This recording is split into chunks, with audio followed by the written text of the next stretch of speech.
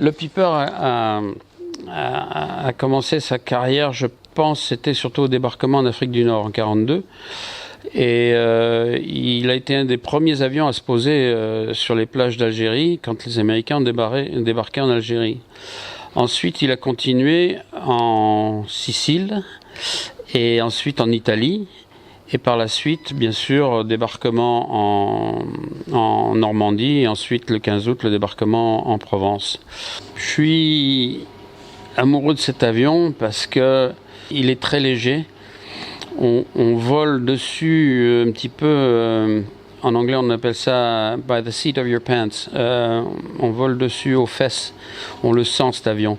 Il est très très sensible, il est léger, il tourne sur quelques mètres, il est très très maniable. Et puis bon, c'est un plaisir de voler avec cet avion. Pourquoi? Parce que d'abord il est très lent. Il vole en vitesse de croisière à 100-110 km/h. On a le temps de voir tout le paysage. Et puis ici en Provence, on se régale avec parce que on vit dans un endroit de la France qui est magique. Et la conception de cet avion avec William Piper, c'était de faire un avion un peu comme Henry Ford a fait la Ford T, qui était une voiture donc construite à la chaîne et donc accessible. C'est un avion qui est très simple, qui n'a pratiquement aucun instrument électronique, il n'en a pas du tout d'ailleurs. Pied sur les freins, manche au ventre, magnéto sur 1. Sur 1. Un poil de gaz. Un poil de gaz. Des gaz. C'était un avion aussi qui était, disons, je ne veux pas dire jetable, mais presque, parce qu'il ne coûtait pas grand-chose. Et à l'époque, je crois qu'il coûtait 2500 $. Des milliers et des milliers de pilotes ont été formés dessus. Cet avion, il a été construit en 1944. Il est arrivé en Europe en octobre 1944.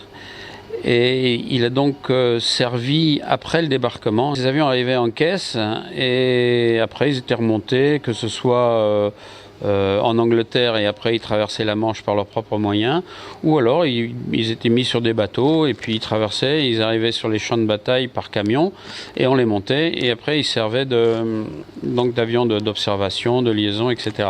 Un peu de partout ces avions qui ont survécu à la guerre et qui ont été vendus en surplus.